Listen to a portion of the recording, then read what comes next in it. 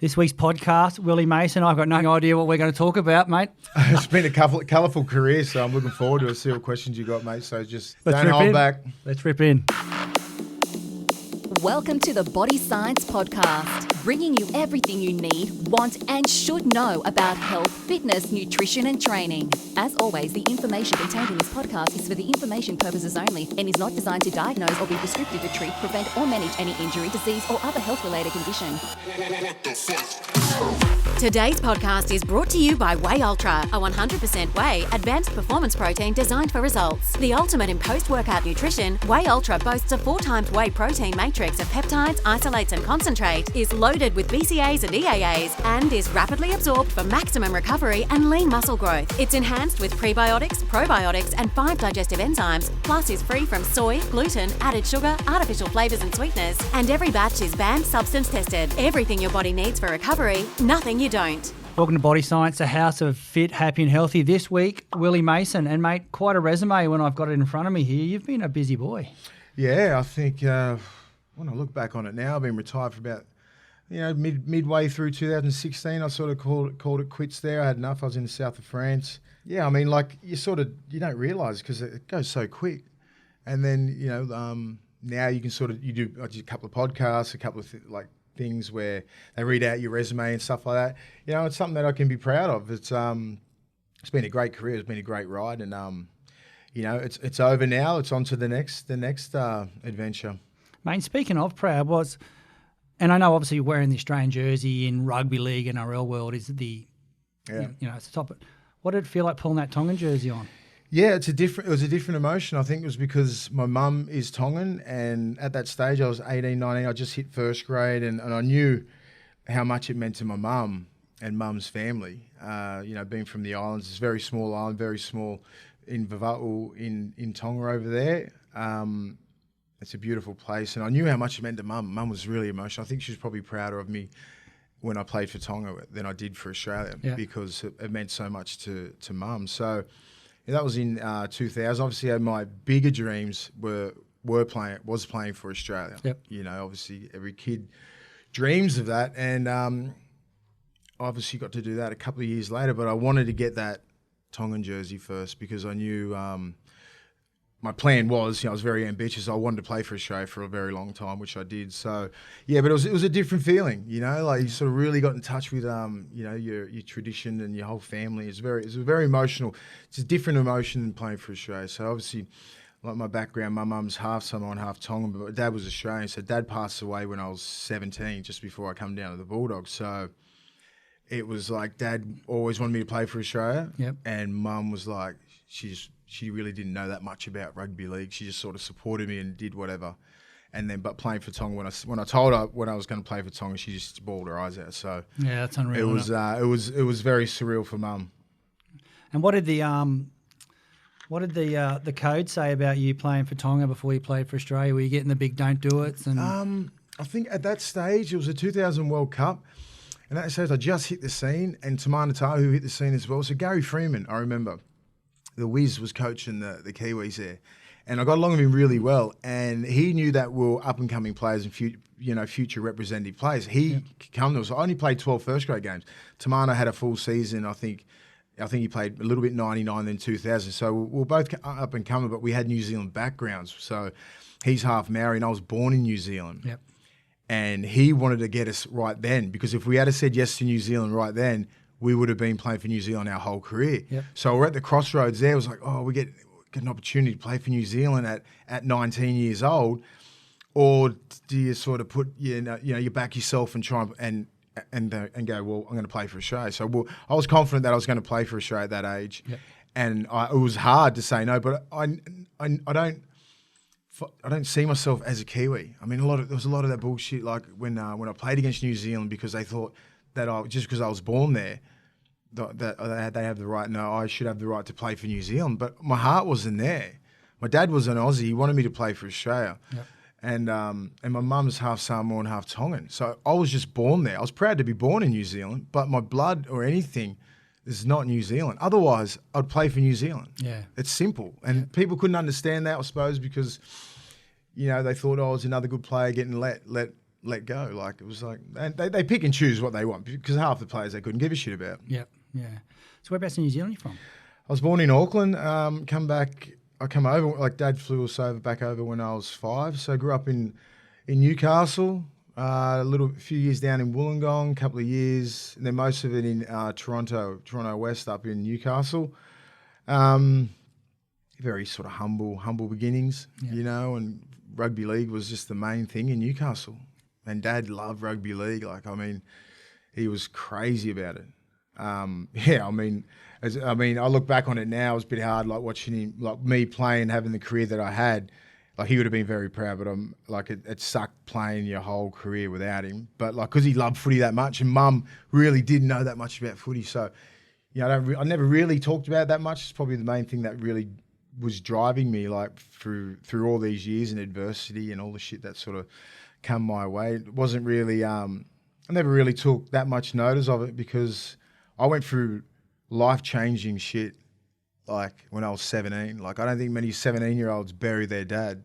No, that's a big one. Do you know what I mean? Yeah. So like when it come to bullshit, like where papers or people would say stuff about me, I was like, I couldn't give a fuck. You know what I mean? Like, I don't care. Like, at that stage, I don't.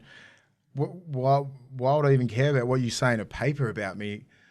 Like, when I've been through other shit, like actual life stuff. So I always compare that. I still do that now. I said, and most of the people that know me know that, I've been through a lot of things in my life. Rugby league was fun for me. I was good at it.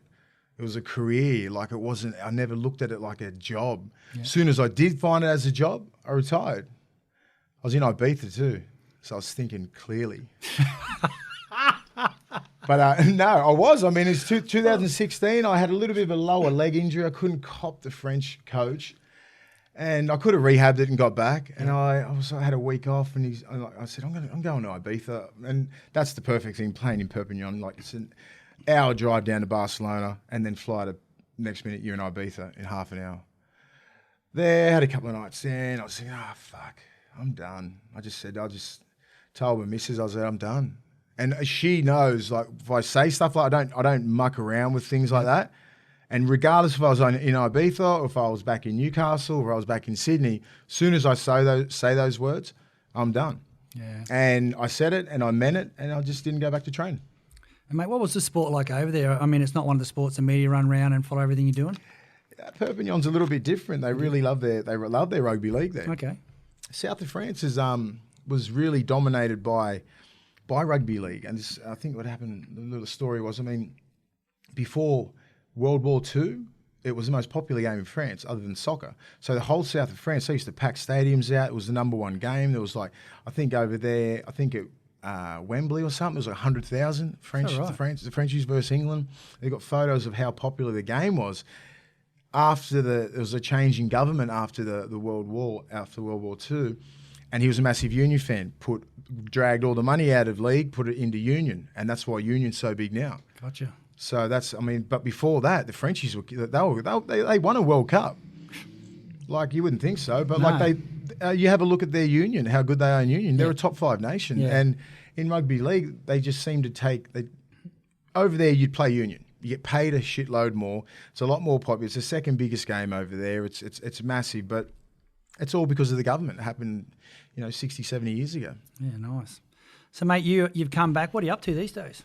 I was pretty smart with a couple of things in real estate, and made a little bit of money. I mean, I come into the game with no money, so I just didn't want to leave the game with no money. You know what I mean? Like, I just come out in the black. I've got some money. I can sort of sit back and relax and sort of pick and choose what I want to do. I try and help some young kids. I do a little bit of work with New South Wales, like I'm an ambassador for those guys with the 16s and 18s, trying to get like more mentoring role with these young kids. You can teach them how to play football. They're all big and strong and everything like that. But like, it's off the field dramas that I'm worried about and more concerned. And I know I can help.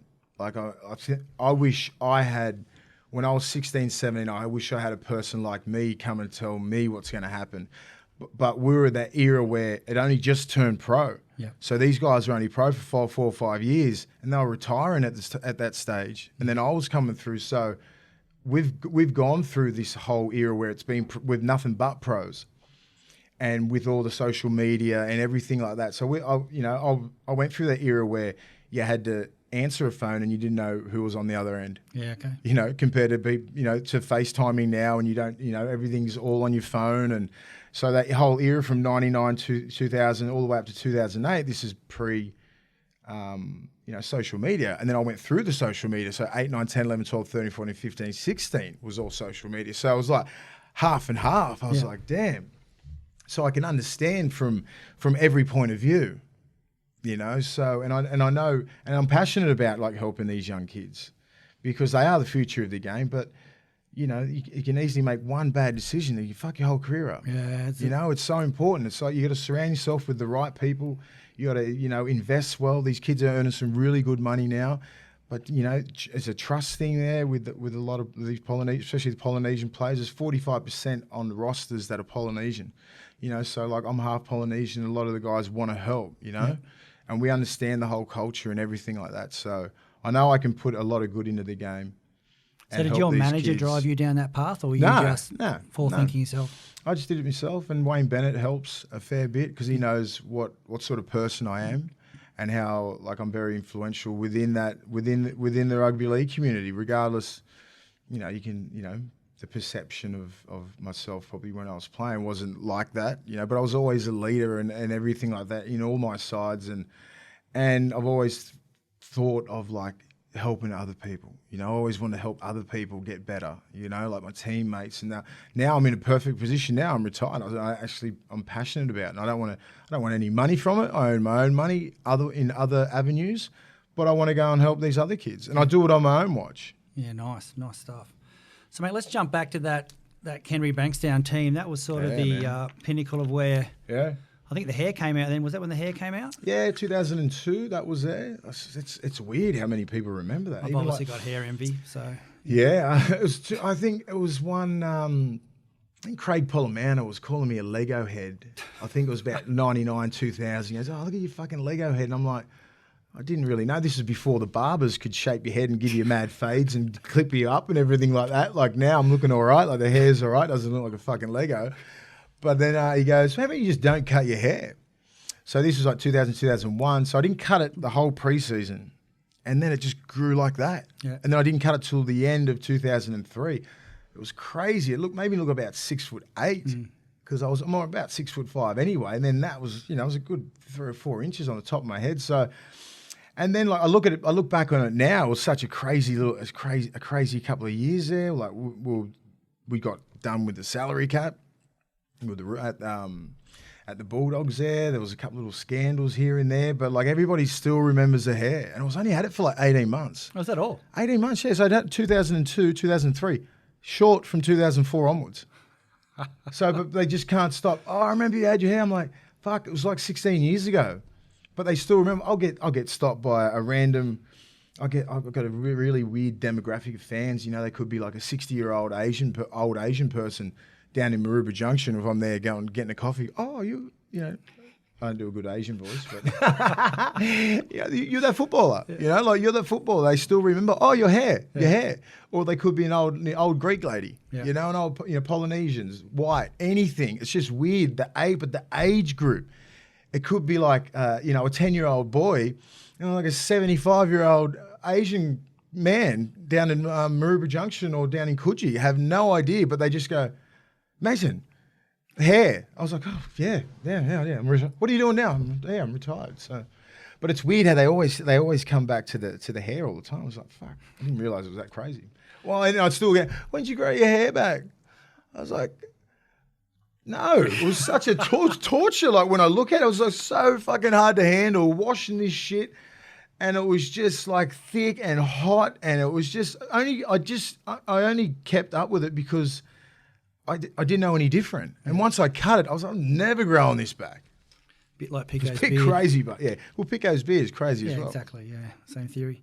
So, mate, you played for a few clubs here. Canterbury, Roosters, North Queensland, Knights, Manly. Which club, let's get a bit into culture and stuff and talk about some internals. Like, what part of clubs did you love? Like, And you bought a leadership style when you went in, so people need to stand aside for that and look up and listen. Well, I had to pave my own way at the Bulldogs. Yep. And I sort of loved that whole culture that we built there, and I was a big part of that.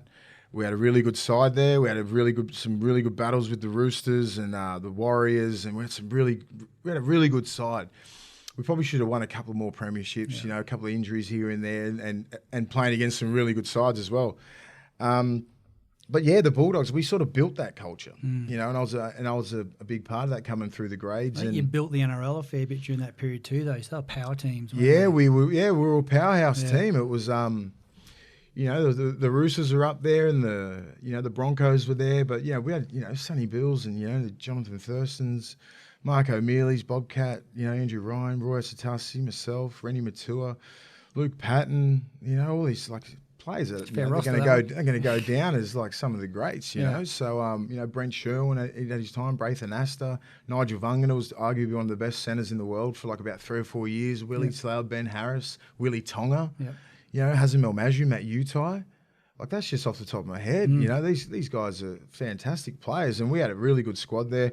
We ended up winning a grand final, which was great. A couple more would have been good, but I don't really care about I'd rather just win one and then just call it. That's it. I haven't lost one. I've just won one. That's about it. But going into other teams, I don't regret. Everyone's like, "Oh, do you regret leaving the Bulldogs?" I left on principles. That's just a whole different story. We could sit here for fucking 3 hours. But I left on my principles. I went to the Roosters. But I think going to other clubs and once you leave a club, you might as well play for 20 of them. Yeah. Because you either play for one club and you be a one club man and you're just sort of part of the furniture there. And I was beginning to be that at the Bulldogs, and I was sort of getting a little bit stale as well. Yeah. And, going to another club, you got to, regardless of your resume, you need to earn other people's respect, So I've always done that, and it makes you play a lot better because you're not coming in there. They know they know what you can bring on the field, but you need to buy into their culture, what they've built. Yep. And that's what sort of made me play really well at other clubs. So I never really regressed anywhere I went. I sort of wanted to get better. I bought what I bought, on the field and off the field, and I just bought into their culture, which was, if you didn't, regardless of who you are, they'll just piss you off. So the Roosters was great. We had a good couple of years there, and then I moved on to the Cowboys, and then by that stage I was 30. And in my head, I was like, fuck, I've been playing for ages. Regardless, I got graded in 98. In 97, I played reserve grade. I was thinking, that's 13 years, regardless of playing first grade. I think it was my 10th or 11th year in first grade. During that part, I was playing in the Origins and Australian sides for 8 years of that, 8 or 9 years on the rep scene. And next minute, I'm 30, I'm in North Queensland. I'm thinking, God damn, I'm over it. I'm completely done, physically, not physically, mentally. Yep. And then I got a deal overseas at Hull KR, and the owner was just a real dick. I mean, you can have these quota players. You're allowed 6, and he tried to cheat. He tried to get me on a quota, and then a person who was injured, he tried to get me in there at that time, and so he could just sort of have more play. And then at the end of it, I just said, look, I come here to play for Hull KR. And he fucked it around. And then I got a massive offer from Union to live in the south of France and just do nothing and get paid a shitload of money. So I took that. And that's probably the only reason why I played the back end and at a high level, because I had 18 months to do nothing. Sit on the French, on the med, do nothing, get paid a shitload of money, train to do, training was just, compared to what I'm used to doing, and then go on to Toulon, which all they care about is performance. Great setup, but the lifestyle is unreal. We're 45 kilometres from Saint-Tropez, Nice, Cannes, and we just had a loose side, and there was a bunch of sort of rebels or renegades or rogues that all played all around the world in Union, but they've all ended up at Toulon. And you're talking guys that are greats in South Africa and France and England and all over the place, and then they've got random Aussie, me, who played rugby league, who'd never played rugby union. So before that, I got picked in the Barbarian side, and this is the Barbars is prestigious to me. So my first game of union ever, starting 12 against England in at Twickenham, in front of 85,000. My second game was against Wales, 80,000 at Millennium Stadium. So that's my first 2 games of Union. And I love the Barbarians, how they used to play. But one of the guys said, he goes, once you get to French rugby, all they do is kick. He goes, you'll get no ball. And they put me in the centres and everything. They thought I was going to be the next Sonny Bill because we played together and were similar builds. I'm like, fuck, I'm not Sonny Bill. You know what I mean? Like, and he had at least 2 or 3 years there. Yeah. And I just got sick of it. And like, it's a game that I respect. I respect the game. But like, I mean, if I was fair income, I should have went when I was like 24, 25. But I only did it just to get out of Hull.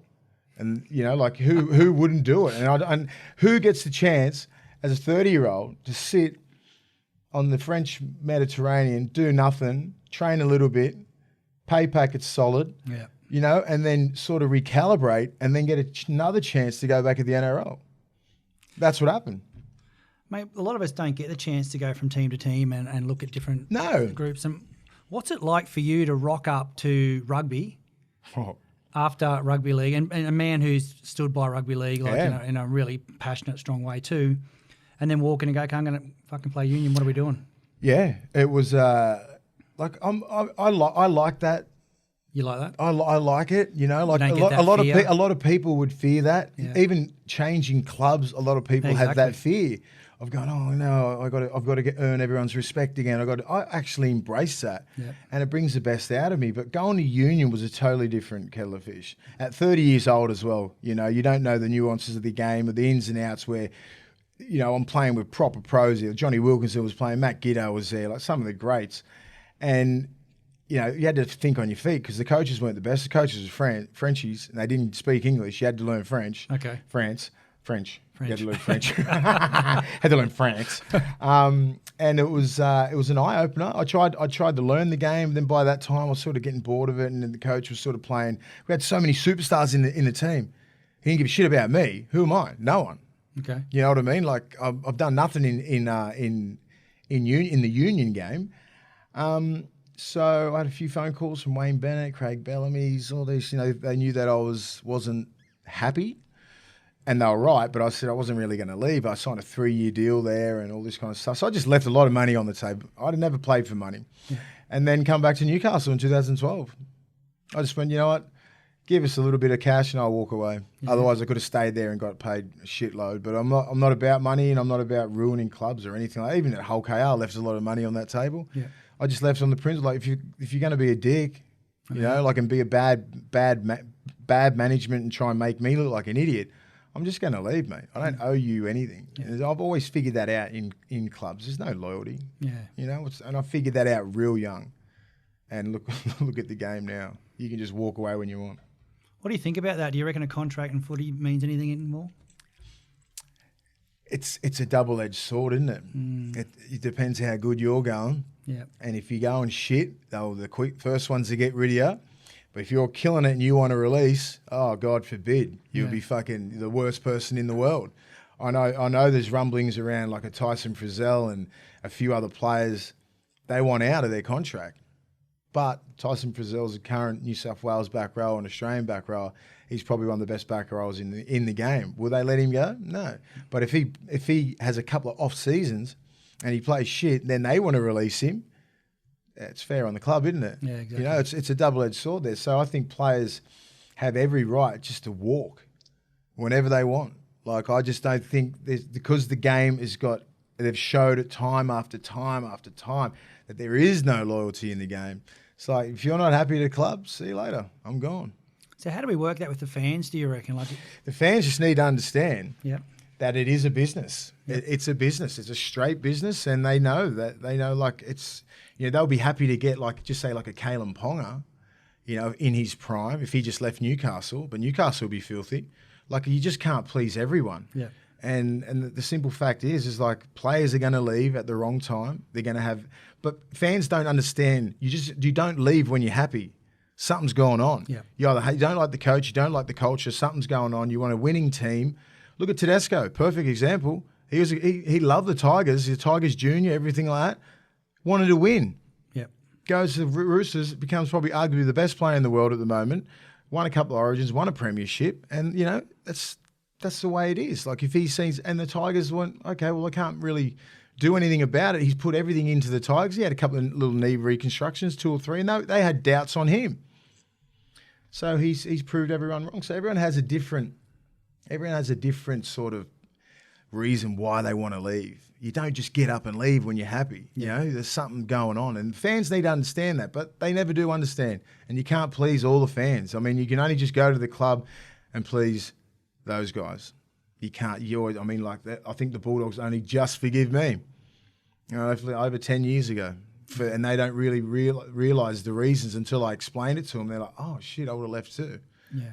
You know, so you can't please everyone. And I got hung out to dry, and it's like, that's just the way it is. So fans understand in a couple of years. At that time, they don't, and they don't want to understand. But I think the day now where you have power over what you say, back then the media controls the narrative and the club controls the narrative, so you just get stuck out there like an idiot, and whatever's in the paper, that's it. It's the gospel. You know, but now through social media, it's a wonderful thing to have, and it's a shit thing to have, you know, because you can post whatever you want on your social media, Instagram, Twitter, whatever you want, and have your exact words out there. You can do a video, you can do whatever you want, so you can control the narrative. That's the difference in today's game. So a lot of fans do understand if a player does leave, because the player, if he's got any balls about him, or if he left on a good reason, he'd tell you. Yeah. So that's the beauty of social media. And how much power do the players have at a club? You know, like Nathan and I run a business here. We get looked at. We get things, people talk about us. Do you get a lot of feedback with the coach? You've mentioned coach a couple of times as a dickhead and a couple of things you've left in. I think... Is it as open as that now? Or is I think depends what coach you have. Yeah. You know, a lot of like Wayne Bennett's like, he's very transparent. Whatever he says, he means. You know, Craig Bellamy's like that as well. The guys that are on top, they're the best coaches. Ricky Stewart, I mean, he's had some down years at Cronulla and everything like that, but he's like one of the premier coaches, because these guys are men, and they treat you like a man. They don't treat you like a kid. Yeah, that's the big difference. And the guys that are the premier coaches and the guys that are sort of coming up, you know, have a look at Garth Brennan. He's a school teacher, you know, and there's a respect thing. People respect Craig Bellamy, Wayne Bennett, Ricky Stewart. They're my 3 guys that I'm just on top. So these young kids, they look at what you've done in your career. You know, like Ricky Stewart, one of the greatest halfbacks. Even like Craig Bellamy. Craig Bellamy's probably one of those guys, an anomaly where he's such a great coach, you don't give a shit if he's ever played the game or not. Yeah. Same as Wayne Bennett, because he's been around the game so long. Ricky Stewart, you can look at his resume and everything like that, and you go, yeah, I want to play for that bloke. You know, but some of these young coaches, you know, the Seabolds, you know, Paul Green, you know, these guys, they sort of like, you know, Madge, you know, the guy from Parramatta, Brad Arthur. So these guys are still learning the game. You know, they've still got it's all about man management. You know, like all these kids are so much different. They're not robots. They play like robots, but off the field, everyone's got different characters. Everyone's got different egos. It's all about managing egos and characters and getting the best out of these guys on that one day. For 80 minutes, you can do whatever the fuck you want all week, as long as you can collectively get 17 players on the same page, you know, and playing their best football. That's why I look at some clubs and I'm like, I look at the Bulldogs, I look at the Titans, I look at the bottom 4 clubs. It looks like they don't really give a shit. What do you think about the way those bottom 4 are playing? You mentioned the word robots a second ago. Well, I look at some games and they look unbelievable because they start playing football. I look at the Bulldogs; they match the Roosters for 60 minutes, and then the Roosters are always going to beat that team, you know, because they've got simply better players. The Titans, I look at the Titans, I go, well, who's coaching these guys? You know, like you got guys like Tyrone Roberts, who's a natural footballer, Ash Taylor, natural footballer, both centres, Peachy, good forward pack. It's a top 8 team on paper. Yep. You know, and I think it's due for a whole different change. Like, just get the broom and sweep it out. Obviously, the last 5 years haven't been working, and a lot of clubs will do that. You know, the CEO included, CEO, football managers, recruitment, everything. Something's gone wrong at the Titans. Something's gone wrong at the Bulldogs. You know, like, you can go that for every bottom 4 team. You know, like, and just go, something's wrong. You know, the Titans need a massive big reshuffle. Because I look at the Titans and I go, they're a better team than the Bulldogs. The Bulldogs, they're struggling, like roster-wise, salary cap-wise, everything like that. They should be where they're at, around the bottom 4, because other clubs are simply just better than them. Yep. Their rosters are better, the coaches are better, and it just seems like when they play their best, you know, you look at the Roosters, so perfectly, I always go by this. Like, I look at the Roosters 1 to 17.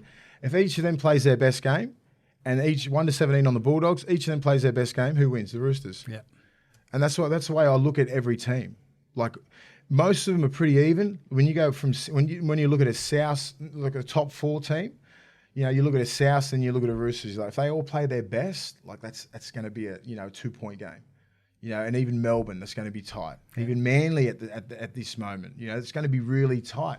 But then you look at a top like a Melbourne, and then Melbourne playing the Titans, and you're like, Melbourne should win. Yep.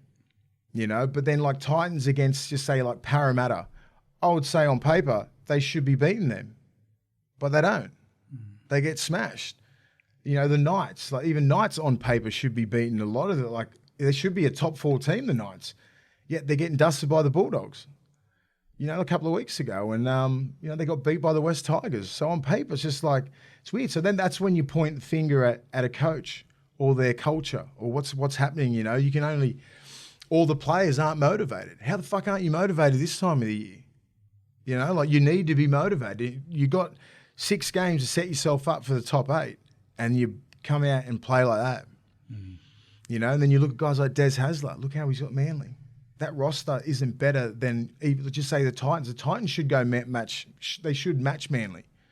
But Manly looks like their coach, unbelievable. They want to play for that coach. Is that a big thing, playing for the coach? 100%. And you can't go outside, really. Like, just say the Bulldogs. They've got Dean Pay back. Dean Pay's a really good coach. But he needs some good players, man. You know, like, fuck. It's like, what do you do with a you know, like, with a bunch of, you know, guys that'll have a crack? I mean, like, I feel sorry for Josh Jackson. I looked at him I went to the reunion the other day. He looks about fucking 50, you know, like he's only 28 years old, yep. You know. He just died. He just epitomises what a Bulldog is. Like, some, you know, Hopewadi, like Smith, and all these players. They've got a really good core of players, you know, like Leisha's probably at the end. They've got a couple, Jack Cogger. Like, they've just got average players. Like Josh Jackson is a star in that team, but he's not a superstar player. Yeah, Kieran Foran's on superstar money, $1.2 million. He can't get on the field. Yeah.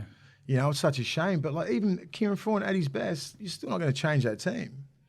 And that's probably a factor of Des Hasler coming in there and fucking up the cap.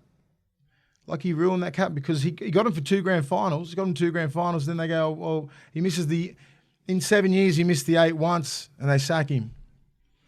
It's a tough gig. I mean, like, you get Dean Pay in there, and like, they think, and this is my back to my point of like, and back to your point, is it important to have a coach that's played at the club? Yeah, it is. If you have the right people as well. Like, Des was he was from Manly. Yeah. In hindsight, should never ever have got him. They should have put like a Kevin Moore or a Jim Dimmick or someone that was around the area there, that was around as assistant coach after Folksy. They should have put them there. Do they ever talk to you ex-players about who should be coach, who should run the club, who should do it? No, it seems like they've forgotten about a lot of players. And I think our era at the Bulldogs, even just like, you know, just playing as an era, I think it was a great era, the 2000s. And, you know, the Bulldogs just seem not to really care or have many people around the club. I think they've just brought Brent Sherwin in as a kicking coach. Brent Sherwin was arguably one of the best players for 5 or 6 years. Yep. He was behind the 8th immortal, Andrew Johns. You know what I mean? Like, if he was playing now, Shifty, he fucking had the New South Wales jersey easily. Nathan Cleary wouldn't tie his boots up. Yeah. But, you know, they finally bring him in.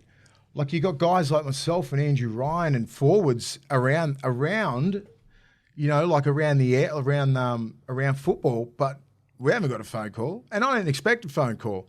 But if you want anyone to teach you how to play in the middle or on an edge, like, you got Bobcat and myself, you got Mark O'Mealy, Roy Asatasi, you got guys floating around the game that would happily go to the club and help.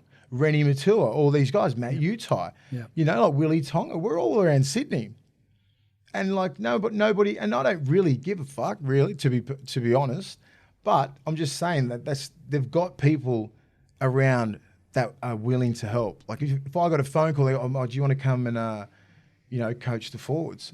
Yeah, I'll do it. Yeah. If Wayne rang me and said, do you want to do some middle work with some of the South guys? Yeah, I'll do it. So any club, but if you'd expect it from a club that you've probably played arguably your best football, and you're like, one of their great players, but they don't do it. It's an interesting play that, like, you'd think for the sport, for the fans, getting you guys back training, that's something you want to talk about. Start talking about footy again. And it's weird because a lot of fans are like, oh, why don't you get myself back? And they think it's you that doesn't want to do it. Yeah. Why aren't you going back there and helping these forwards out? I'm like, because I just can't rock up. It's not club football. It's the NRL. It's like if Dean Pay calls and he goes, do you want to come do some middle work? Obviously, it's too late now, but like a lot of the work's done in the preseason. Yeah, exactly. You come in the preseason. I was at the club helping the under-19s. So I was at the club. But like, I presented the jerseys to the under-19s. I'm at the club. The club knew that I was there.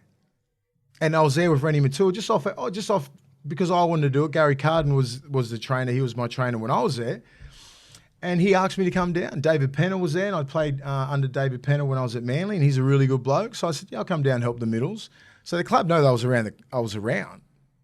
Like I would be willing to go and help some of the middles there. That like a lot of their forwards need some help because they're not really, they're not bending the line. Stuff that I was good at, I could easily pass my knowledge on to these kids. So I'm not sure. It's a bit weird. I mean, like my age group really at the moment now, I try and get the 16s and 18s. So obviously Freddie has rang me up and doing a little bit of work with the New South Wales young kids, 16s and 18s. Mark O'Mealy's doing it as well. Bo Scott, Luke Lewis, we all come in there and help these kids.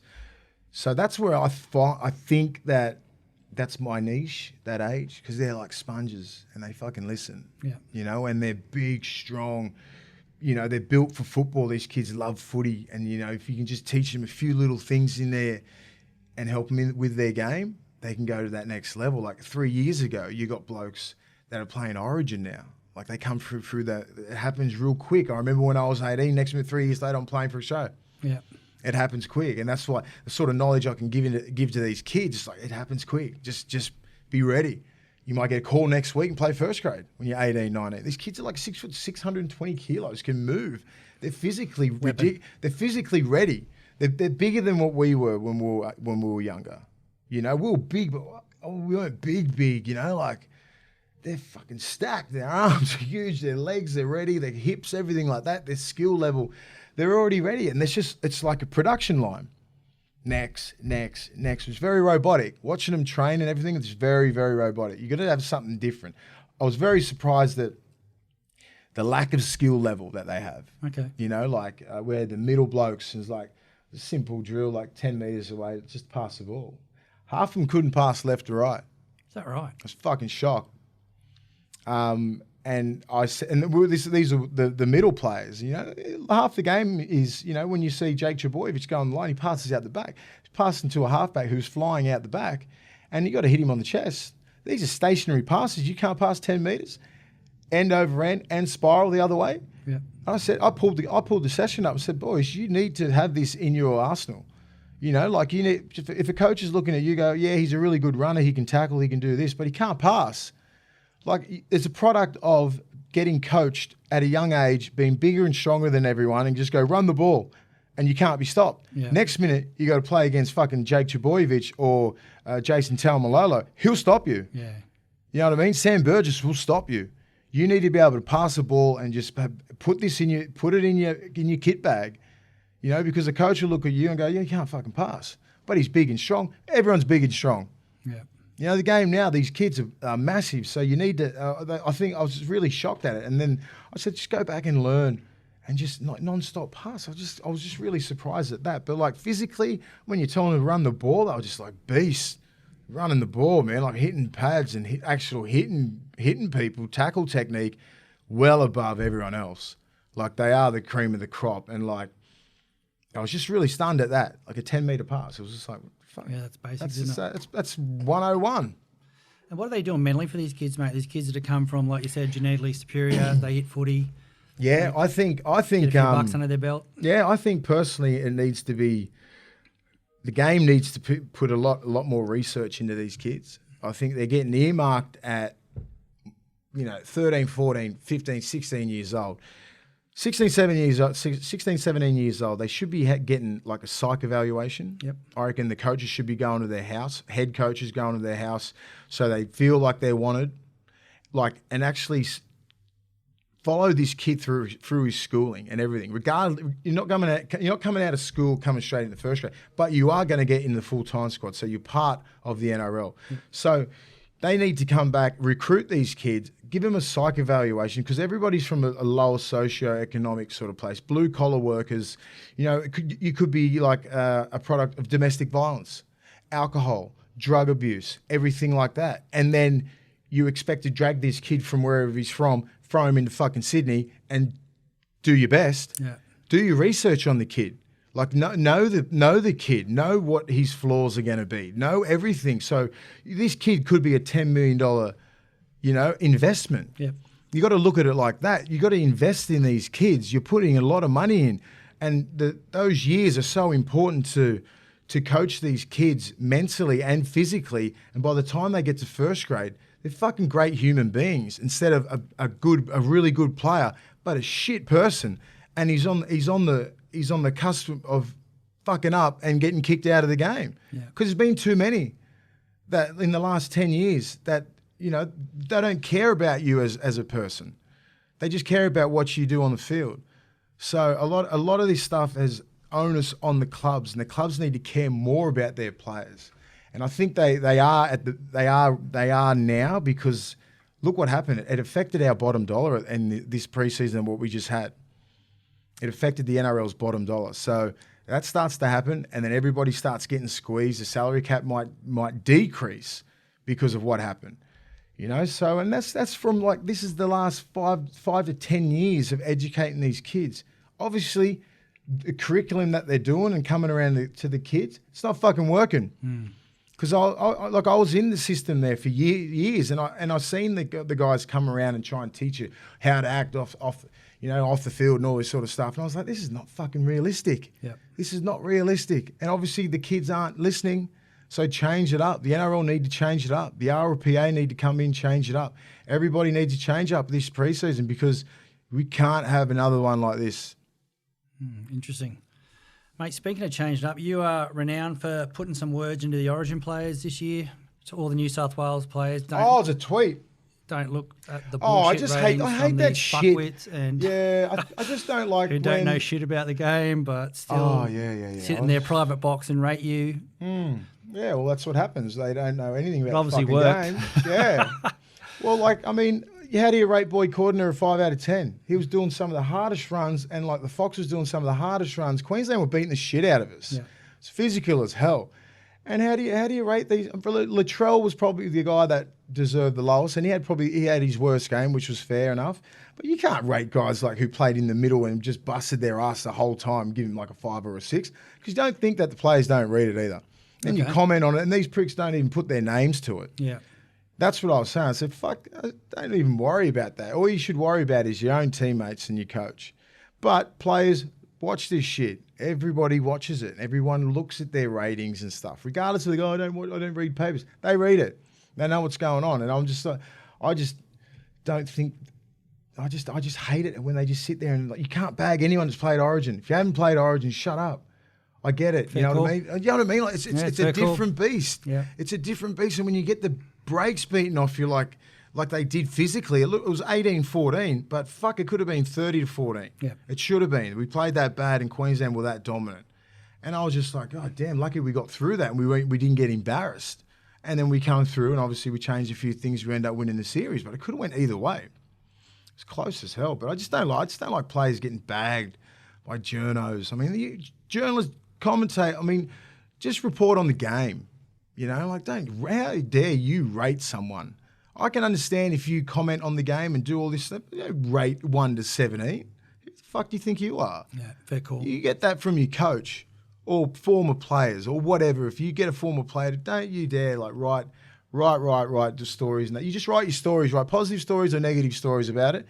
Don't rate players. Mate, just stepping back on players, origin, money and sport, do you think the salary cap's correctly worded for the player and for the fan? Oh, yeah, I mean... I know it's a tough question, but does the system... Do you think it's enough? Do you think is that the question? Well, it's more the question, like, you play origin, you all get paid same money. Yeah, I think, Because you believe in the jersey, you believe in the theory. And I mean, obviously you talked about that's a tough one now with the way clubs are run.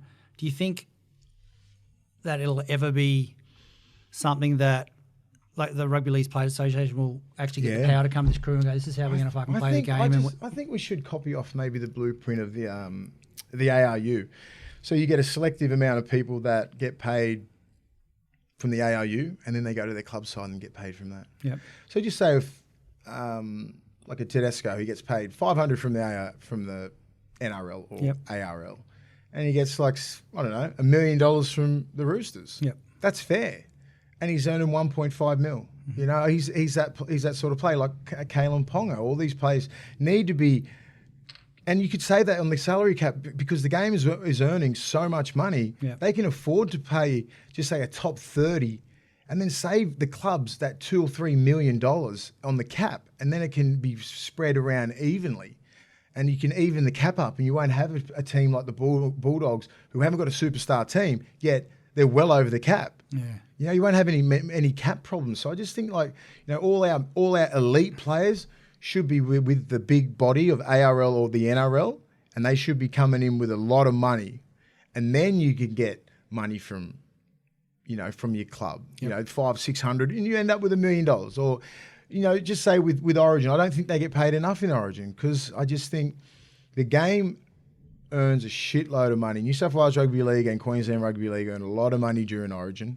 They're in the millions. And I just think you have a look at, they don't even earn 2% of the revenue. is that right? That's not fair. Like, you know, it's just like, at least if it was 10% of the revenue, they'll be all getting $150,000 a game. Yeah. And that's exactly what they deserve. Because you're playing, like, to play a whole series, it takes fucking years off your career. Yeah. You have a look at blokes like, just say Frizzell's played 3 years now, starting back row, playing in there.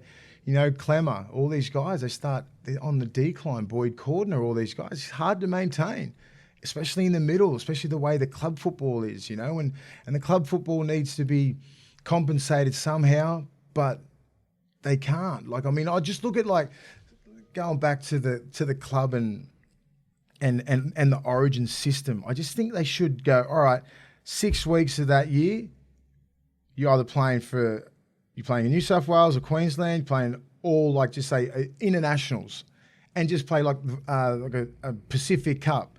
Play that through the 4 weeks, and then like New Zealand, Tonga, Samoa, and Fiji. Yep. You know, play like a 4 nations in that 6 weeks and get a competition going there. You know, the Lebanon team versus the younger kids like New South Wales versus Queensland. So everybody can be involved just over 6 weeks. And then the club just needs to have a rest. All your club just don't do anything. But if you're playing, I think that you could play in pretty much, your top 25 would be in one of those teams. And then you made the Tongan side, you'd be in the Samoan side, the Fijian side, New Guinea side, you know, or Queensland or New South Wales, or in some of the junior sides, you know. So I just think they can work around it and just leave it on the Wednesday, but like over every 10 days, Wednesday, you know, like, and just have no club football. But we've sold our soul because of the CBA, and we've put out fucking 26 games, which is too much. Yeah. It should be 22 games. And if it was 22 games, I think the competition would be a lot better. You wouldn't have the dead sort of period like before Origin, during Origin, and now everyone's sort of starting to fire up, isn't it? But you had a good fucking couple of weeks before Origin was real shit. During Origin was shit. So there's a couple of rounds there during Origin which shouldn't even be played. Yeah. You know, and that's when you can cut it down to 22. But it's like saying it and then it actually happening is just fucking nowhere near it. They will never do it. Because we sold our soul with the CBA and we won too much money for the TV rights, and that's going to have to happen. You have to play your 26 games, you have to play your Origin and everything like that. It's full access to everybody, and that's what they wanted. We got the biggest TV deal per capita in sports history. So this is a game that's played on the East Coast, predominantly on the East Coast of Australia, a little bit of England, and a little bit of New Zealand. Do you reckon if you went back to 22 games a year, the crowds might actually come walking back to the Crowds stadium come again? back. The amount of intensity in the games would be up. Yeah. I think the game really doesn't give a shit about fans, to be honest. All they Titans on the weekend. And all they care about is eyes on the TV, and the eyes on the TV is even down. Everything's down. Origin was down. Everything. So like we're regressing. It's not like we can sit on our laurels and go, the game is rating through the roof. Ratings are down. So something needs to happen. And do you think it's the 3 footy codes that are suffering versus extreme sport, and they need to talk more, or do you think it's still, rugby league versus AFL versus ARD? I think so. I mean, like because we get on the major channels. We're on Channel 9 free to air. We're on Fox Sports 24/7. There's a lot of AFL have done the same thing. They're on free to air all the time. They're on Fox Sports. So is Union. I mean, Union's not as dominant, but I still think it's a two horse race with NRL versus AFL. And I just don't think we should be not even comparing it to them. We should be growing the game in different ways. I mean, I watch a heap of ESPN how they do sports, and they know how to do it. Yeah. The way they sell the game, the way that it's promoted, and everything like that. Like we don't even try. Like the We've got no competition, do they? Yeah, we've got no competition. So who's trying to battle against us? Like we're more reactive than proactive. That's the problem with the NRL. Yeah. Like women's AFL, they started, we better start a fucking WNRL. It happened real quick like that. And they play 6 weeks at the end of the year. You know what I mean? They get to play an Origin game. The women's game's growing. It's huge. But the only reason why they got a professional comp is because the women's AFL did. We couldn't, but the women have been screaming for a competition for the last 10 years. Yeah. You know what I mean? Like, but we're more reactive. Anything sort of happens. Like the best thing, just say Rennie Matua. He retired. He had neck tattoo. Wasn't allowed to work anywhere. Was on the Telegraph. I can't. Blah blah blah. Can't work. Fucking job straight away. Yeah. Because of bad publicity. Yeah. You know what I mean? Like we just react to bad publicity and then fucking try and solve it instead of being more proactive. It's just we've got such a great product and we just sit on our laurels. We don't give a fuss. Rugby league will never die. It'll never die and it will never die. But why don't we try and make it better in every single way? The marketing, everything, money. Players should be getting more money. I don't give a shit. Just be relative to how much. Just be relative to how much the game makes. Yep. If the game's making nothing, then the cap gets reduced. But I know the game's making something. The TV deal's huge. $1 billion. You're not fucking around anymore. Yeah, they've got to be careful. Like, look at cricket. Cricket was untouchable there for a while and then went through its period. They brought the 2020 back. It got a bit of thing and it leads back to good sport again. But now's is a great time for us to sort of expand on the nines. I think the nines is great for us. It'll really, I don't know. I think the Auckland Nines was great a couple of years ago, 2013, 14, 15, and it sort of went away for a bit. But now that'll be exciting. It'll put bums on seats. Is at Bank West. They should pack it out every weekend. I'm not sure of the scheduling. We're going to play our best side. But the Fijians, I think the Fijians going to be good. Every nation can get 9 good players. Yeah, exactly. We can't be beaten really in a 17-man game, but nines we can get done. I mean, we're going to have a great side, but New Zealand's going to have a great side. So's Fiji, so's Tonga, so's Samoa. Papua New Guinea's going to be hard to beat. I think that's a great concept for the game. They're actually trying to go out and go, all right, well, the nines is really entertaining because 13 aside, I can fucking tell you what play is happening every single play. Yep. It's all about execution, and all you're doing is relying on someone to fuck up on the other side. It's very, very robotic, but that's just the way it is. And I just think it's time for a change with coaching. I think a perfect example with the Titans now. I think the Walker brothers are sitting in the wings. They've been sitting in the wings for 5 years. Yeah. And they've changed the game back there.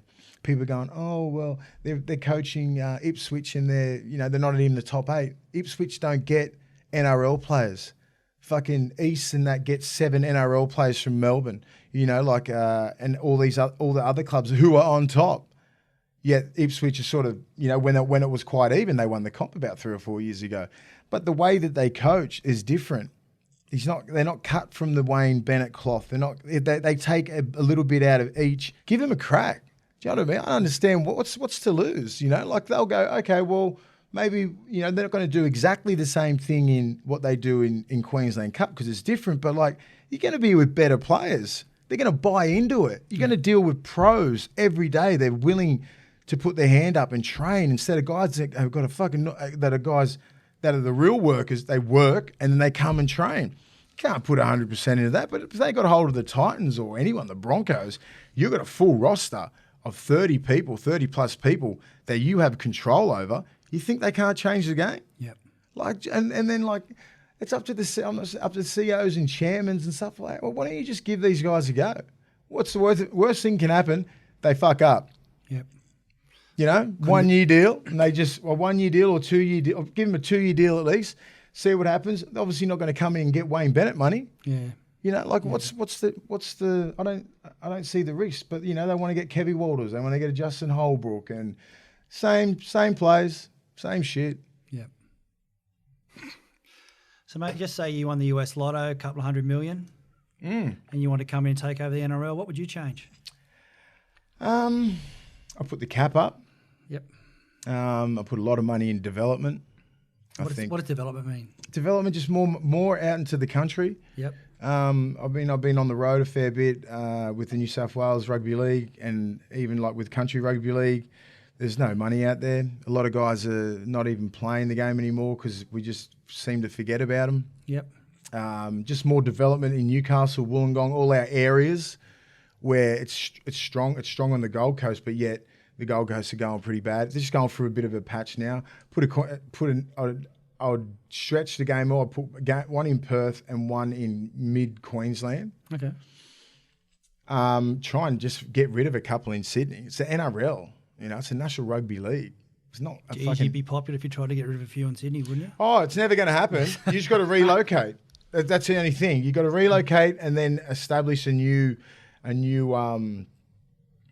club. But at the moment, we don't have the players to expand. The only way we can is if we relocate. But I doubt if we go, let's just start a whole new franchise in Perth. It's not like the AFL where you get first round draft picks and you can build a club. You've got to try and get people from New South Wales to come over. Good luck. You know, there's reserve grade's not strong enough, and neither's Jersey Flegg for a whole new club to start. And that's the product of where the game is.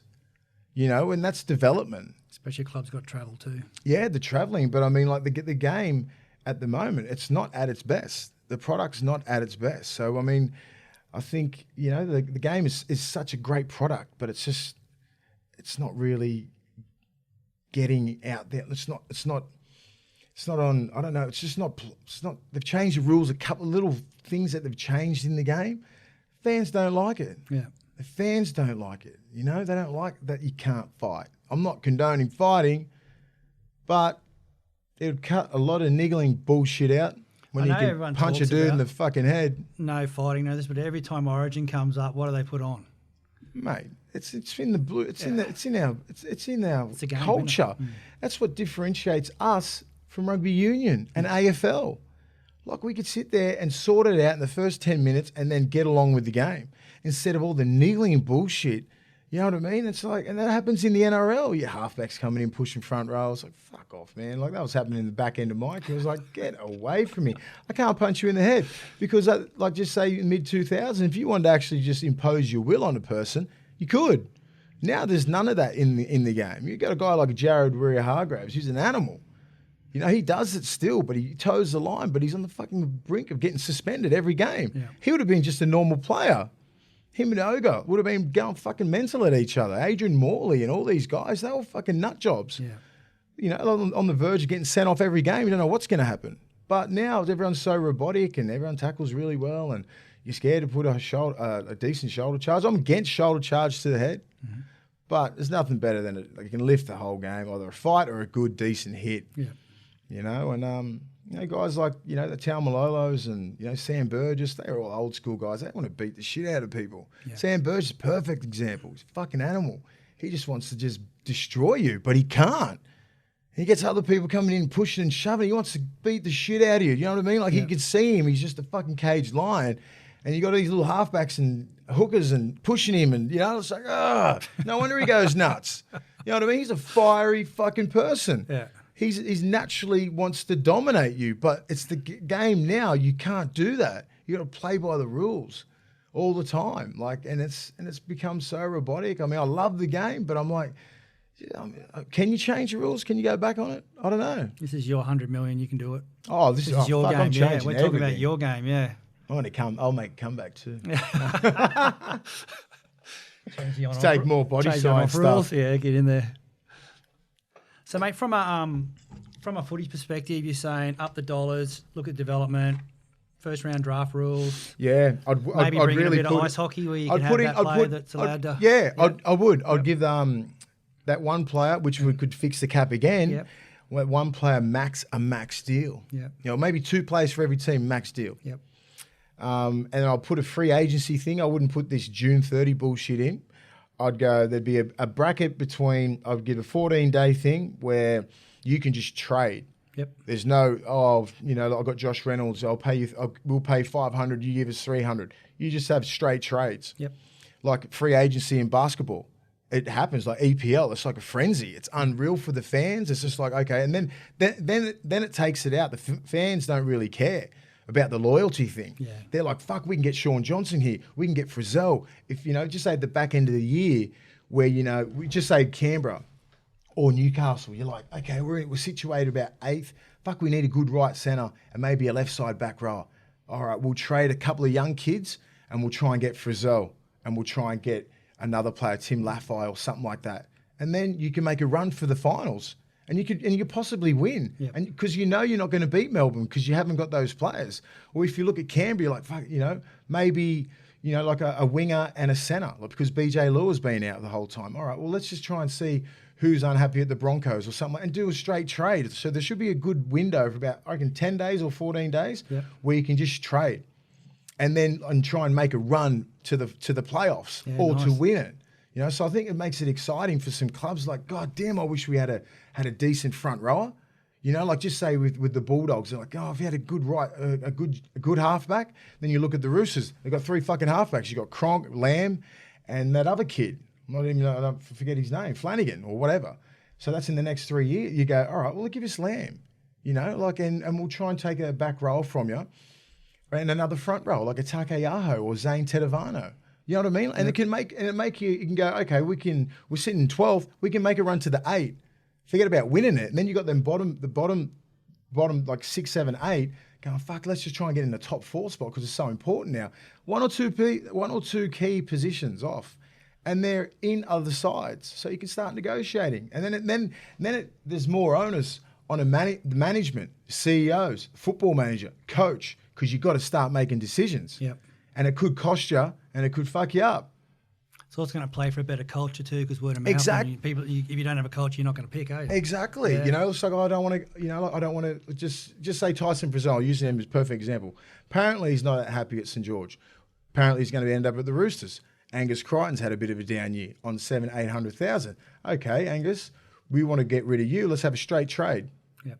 But Roosters will want to have to give more because Frizzell's probably worth more than Angus. Yep. So let's give another a young centre or a fullback or someone else. So you got a Crichton and then you got somebody else. So you got 3 people just for Frizzell. Yep. And it happens in the NBA. You get LeBron. You just got Anthony Davis for pretty much the fucking whole Lakers side. Yeah. But it happens, and it's worth it because the Lakers are going to be ridiculous next year. So little things like that can make the game a lot more exciting, and the fans will still love it, and the clubs would love it. Yeah. Like, imagine if you know that you're 2 or 3 players off. Fuck, we could win the comp. Oh, we can't beat Melbourne because we haven't got a real strike back row. We need a worker to balance our pack out. We need some bloke who can take on Sofa Solomona and Bromwich. It can be exciting, but the game's not willing to change. That'll never happen. Why do you think that'll never happen, though, mate? I just don't think. As I said, they're not proactive. They're just going to sit and it's not. And I've seen a quote that if it's not broke, don't fix it. No, that's the worst quote in the world. It's the fucking worst quote in the world. Shut up! Something's broken. That is dumbass. Yeah. Mate, let's just wrap this up with you and the media. You got any final words for them? Like, just thanks for all the support over the years and stuff. Yeah, I do. I mean, I've had a love-hate with the media, but they've mostly been good. Sponsors have been good, like you guys, Body Science. I mean, have always been good to me. But, you know, with the media and everything like that, I think, you know, I played the game hard and fair. I wasn't an idiot. I wasn't a rat bag. They knew who I was as a person, and they've always treated me fairly. Most of them, you know, when they get to know me. But, yeah, I thank the game for everything. It's given me everything. You know, I wouldn't be sitting here now if I didn't play rugby league. You know, I've been blessed to play rugby league. I was good at it, and I had fun. And, yeah, once, you know, it's been a good ride. It was a fair ride. I don't think we've all loved it. I don't think anybody has done it like I've done it. You know what I mean? So, and people would know. True. People would understand that. And I'm out the other end now and just enjoying life and, you know, trying to put something back into the game. Yeah, mate. Those people that live in a bubble and don't actually know what your Insta account and Twitter is. What is it? Oh, what is it? Instagram's like Willie Mason 10. And Twitter is Mace21. If you Twitter's good. Twitter's fun on the weekend. Yeah, you're exceptionally good on Twitter. Oh, it's always fun. I mean, I always talk to fans. You know, if they've got something decent and like, you know, if they want to, I won't argue with you, but like, just come up with something decent instead of some uneducated fucking answer or a comment or anything like that. I'm willing to sit there and talk to you about stuff. We can go back and forth about something. Yeah, but come with it because I'll just eat you up. I love it. Mate, thanks for coming in. You're a legend. You've been a champion over the years. Thanks, We've guys. loved watching you play and everything you've done. Today's podcast was brought to you by our partners in Fit, Happy and Healthy, ASN, Nutrition Warehouse, DY Discount Vitamins, Fat Burners Only, Evelyn Faye, Mr. Supplement, or find a retailer online at bodyscience.com.au/retailers.